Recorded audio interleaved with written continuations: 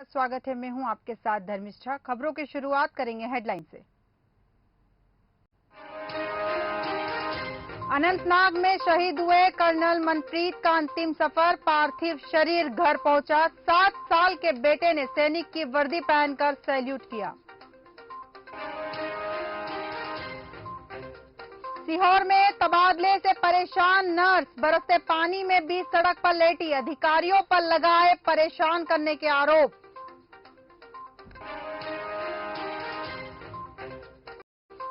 वायदा कारोबार में लगे हैं सीएम शिवराज, कमलनाथ ने कहा 18 साल के झूठों का हिसाब देने वाली है जनता। जनप्रतिनिधियों के अधिकार अधिकारियों को क्यों दिए, दिग्विजय सिंह ने पंचायती राज व्यवस्था पर सीएम से पूछे सवाल।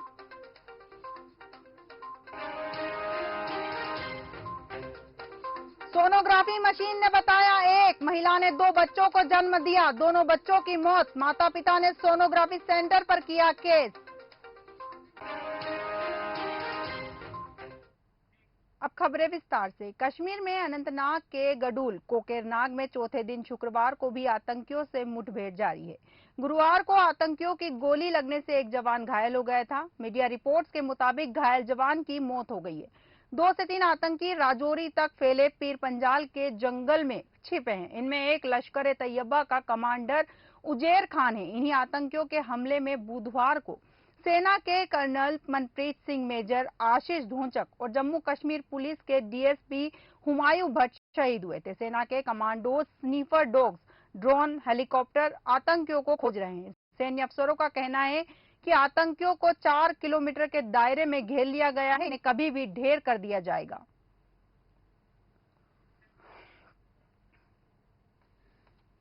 अनंतनाग में बुधवार 13 सितंबर को आतंकियों से मुठभेड़ में शहीद हुए न्यू चंडीगढ़ के कर्नल मनप्रीत सिंह अंतिम सफर पर निकल गए हैं। उनकी पार्थिव देह घर पहुंच गई है, जहां परिवार और लोग उनके अंतिम दर्शन कर रहे हैं। जब कर्नल मनप्रीत की पार्थिव देह उनके घर पहुंची तो 7 साल का बेटा कबीर सेना की वर्दी में अपने पिता को सैल्यूट किया, जबकि पत्नी उनके ताबूत पर सिर रखे रोती रही। इससे पहले कर्नल की अंतिम यात्रा चंडी मंदिर आर्मी कैंट से चंडीगढ़ के रास्ते न्यू चंडीगढ़ लाई गई। अंतिम संस्कार उनके पैतृक गांव भड़ोजिया में किया जाएगा। शहीद कर्नल को अंतिम विदाई देने के लिए बड़ी संख्या में भीड़ उनके घर के बाहर जमा है। उनकी पार्थिव देह घर पहुंचने पर लोगों ने फूल बरसाए।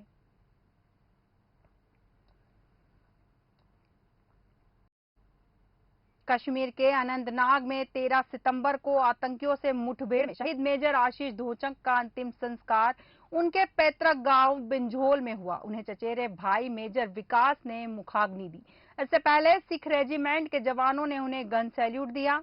शहीद मेजर की अंतिम यात्रा पानीपत टीडीआई सिटी से 14 किलोमीटर दूर उनके गांव बिंझोल पहुंची। यात्रा के 1 किलोमीटर लंबे काफिले में करीब 10,000 लोग शामिल हुए। सड़क के दोनों तरफ खड़े लोगों ने आशीष की पार्थिव देह पर फूल बरसाकर उन्हें विदा किया।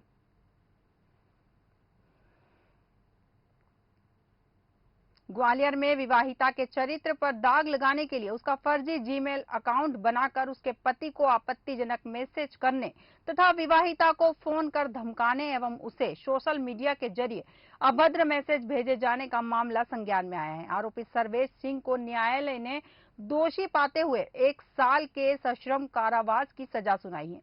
साथ ही न्यायालय ने आरोपी पर 1,000 रुपए का जुर्माना भी लगाया है। विशेष न्यायाधीश रवि झारोला ने आरोपी को प्रौद्योगिकी अधिनियम की धारा 67 के तहत दोषी पाते हुए यह सजा सुनाई है।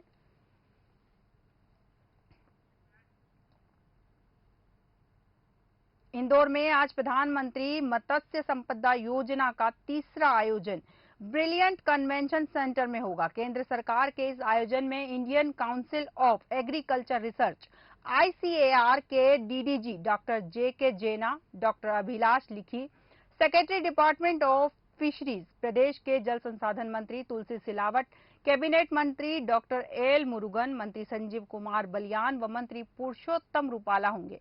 कार्यक्रम में इस योजना के तहत प्रोजेक्ट शुरू कर मत्स्य पालन को आयाम देने वाले हितग्राहियों की सक्सेस स्टोरी का प्रेजेंटेशन होगा तथा उन्हें सम्मानित किया जाएगा। आयोजन स्थल पर फिशरीज पर आधारित एक एग्जीबिशन भी होगी। उसके साथ ही योजना की 9 साल की उपलब्धियों की एक बुकलेट का विमोचन होगा। इसी कड़ी में मत्स्य पालन जागरूकता अभियान की शुरुआत भी होगी। आयोजन में इस योजना से लाभान्वित हुए हितग्राही अपने अनुभव साझा करेंगे। इसके साथ अतिथियों के संबोधन के साथ अलग अलग सेशन होंगे।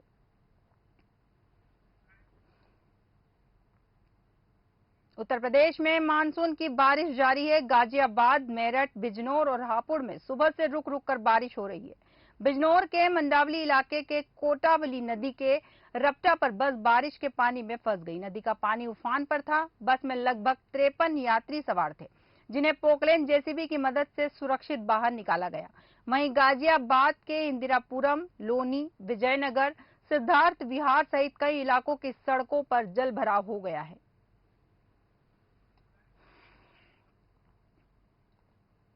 बिहार के मुजफ्फरपुर में बागमती नदी में नाव हादसे का वीडियो सामने आया है। बच्चों को बचाने के लिए लोग चीख रहे हैं। कुछ लोग नदी में कूदते भी हैं। एक नाव बचाने के लिए आती भी है। इस दौरान कुछ बच्चों को बचाया भी, लेकिन घटना के कुछ ही सेकंड में एक एक करके 12 जिंदगियां नदी में समा गई। मधुरपट्टी गांव में 32 लोगों से भरी नाव अचानक पलट गई। ग्रामीणों ने 20 लोगों को बचा लिया, लेकिन 12 लोग नदी में डूब गए और तेज बहाव में बह गए। इनकी तलाश के लिए एसडीआरएफ की टीम ने 7 घंटे तक रेस्क्यू ऑपरेशन चलाया, लेकिन सफलता नहीं मिली। रेस्क्यू ऑपरेशन के बारे में जानकारी देते हुए जिलाधिकारी प्रणव कुमार ने बताया कि अंधेरा होने की वजह से ऑपरेशन फिलहाल रोका गया। शुक्रवार की सुबह 7 बजे से फिर से ऑपरेशन चलाया गया। विधानसभा में नेता प्रतिपक्ष विजय सिन्हा भी आज सड़क मार्ग के जरिए घटनास्थल पर पहुंचेंगे। वे वहां पीड़ित परिवारों से जाकर मुलाकात भी करेंगे।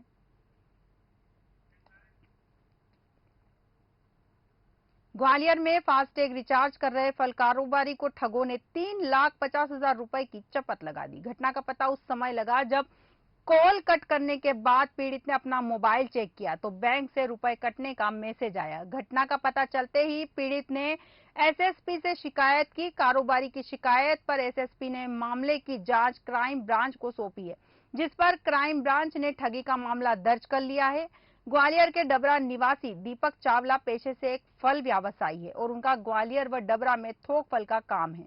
गत सप्ताह उनकी एक गाड़ी फल लेकर आने वाली थी और उसके फास्टैग में रुपए काफी कम थे, तो वह ड्राइव से एप्लीकेशन में 15,000 रुपए का रिचार्ज किया। रुपए कटने के बाद भी फास्टैग में पेमेंट शो नहीं हो रहा था, जिसके बाद पीड़ित ने क्राइम ब्रांच में शिकायत की।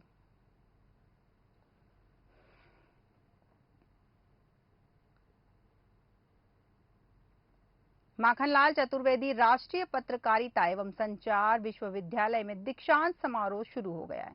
इस मौके पर उपराष्ट्रपति जगदीप धनखड़ बिशनखेड़ी स्थित नवीन परिसर माखनपुरम का लोकार्पण किया। विश्वविद्यालय के चौथे दीक्षांत समारोह में जून 2018 से दिसंबर 2022 के उत्तीर्ण विद्यार्थियों को उपाधियां प्रदान की जाएगी। कार्यक्रम में मुख्यमंत्री शिवराज सिंह चौहान के अलावा जनसंपर्क मंत्री राजेंद्र शुक्ल और कुलपति केजी सुरेश मौजूद हैं। कुलपति डॉक्टर केजी सुरेश ने बताया कि विश्वविद्यालय का चतुर्थ दीक्षांत समारोह में जून 2018 से दिसंबर 2022 के उत्तीर्ण विद्यार्थियों को उपाधियां प्रदान की जाएगी, जिसमें स्नातकोत्तर एवं पीएचडी के 23 विद्यार्थियों सहित लगभग 450 विद्यार्थियों को उपाधियां प्रदान की जाएंगी।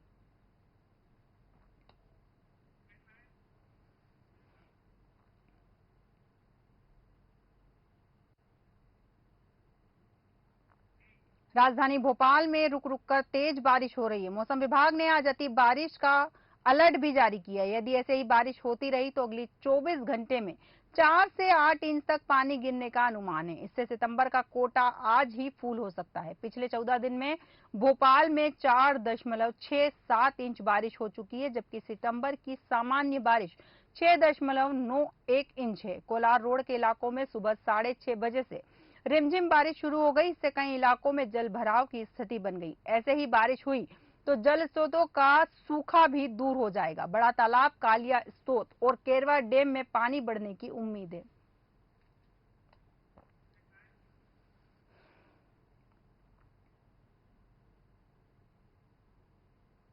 स्वच्छता सर्वेक्षण को लेकर जल्द ही भोपाल में भी स्वच्छता सर्वेक्षण की टीम दौरा करेगी। इस दौर से पहले नगर निगम महापौर मालती राय ने आम जनता से अपील की और कहा कि नगर निगम में जो भी सफाई के पैरामीटर होते हैं उनका पालन करें। साथ ही महापौर ने कहा, मेरा सभी से अनुरोध है कि बेवजह इधर उधर होर्डिंग न लगाएं, अन्यथा नगर निगम को होर्डिंग हटाने की कार्रवाई करनी पड़ेगी। हालांकि अब यह देखना होगा कि जो राजनीतिक पार्टियों के होर्डिंग लगे हैं उनको हटाने की कार्रवाई कब पूरी होती है।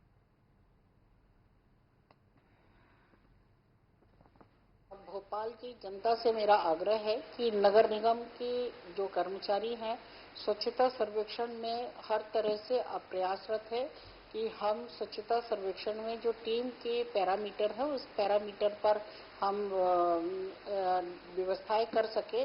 मगर भोपाल की जनता से मेरा आग्रह है, भोपाल के समस्त गणमान्यों से मेरा आग्रह है कि आप भी भोपाल को स्वच्छ बनाने में स्वच्छता टीम की जो पैरामीटर है उस पैरामीटर के माध्यम से आप भोपाल नगर निगम का सहयोग करें। नरसिंहपुर जिले के तेंदुखेड़ा तहसील में कलेक्टर रिजू वफना ने औचक निरीक्षण किया। इस दौरान तेंदुखेड़ा के निर्वाचन केंद्र और स्वास्थ्य केंद्र का भी निरीक्षण हुआ और निरीक्षण के दौरान अधिकारियों को जरूरी दिशा निर्देश भी दिए गए। साथ ही चुनाव के दौरान बनने वाले मतदाता केंद्र पर जरूरी सभी बिंदुओं पर विचार भी किया गया। आपको बता दें, पत्रकारों से चर्चा करते हुए कलेक्टर ने माना कि सामुदायिक स्वास्थ्य केंद्र में कमियां हैं जिन्हें राज्य सरकार द्वारा की जा रही नई भर्तियों से पूरा किया जा सकेगा। वहीं उन्होंने मतदान केंद्रों की गुणवत्ता को भी परखा। पर अस्पताल जो मतदान केंद्र हैं, जो हमारे वल्नरेबल मतदान केंद्र हैं, उनका निरीक्षण किया और अभी IWMC के कामों में देख रहे हैं कि गुणवत्ता पूर्वक हुआ है। मैम, स्वास्थ्य केंद्र में देखा जा रहा है डॉक्टरों की कमी है मैम, और 3 जिलों की बॉर्डर का केंद्र तेंदुखेड़ा सामुदायिक स्वास्थ्य केंद्र में कुछ कमियां हैं मैम, कब सुधार? स्वास्थ्य केंद्र में जरूर कमी है। अभी पुनः राज्य सरकार द्वारा जो नियुक्तियां की जा रही है तो उसमें अपेक्षा है कि और नए जो हमारी जो वैकेंसीज हैं वो पूर्ति की जाए।